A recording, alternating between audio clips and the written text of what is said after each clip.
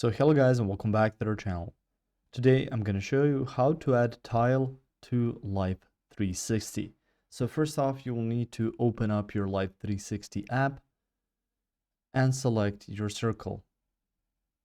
So once you have that set up, so it's going to look something like this. Go to your circle at the top part of the screen. You can choose the circle where you want to add that tile. From this point, you can see underneath your map. So let's expand on this. So you can see your people.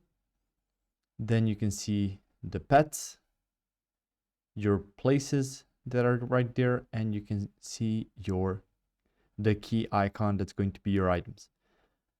Now through here, if you want to add tile or a tile tracker as it's called, you just need to click on those items. And it's going to say find your stuff. Put tiles on important things like keys, wallets, and bikes to see them on your Life360 app. And you can shop for tiles. You can also click on add your tiles.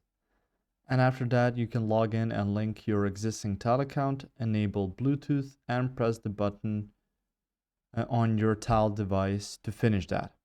So it's quite simple, and you can just choose the option, yep, link my tile account, and sign in with your tile credentials.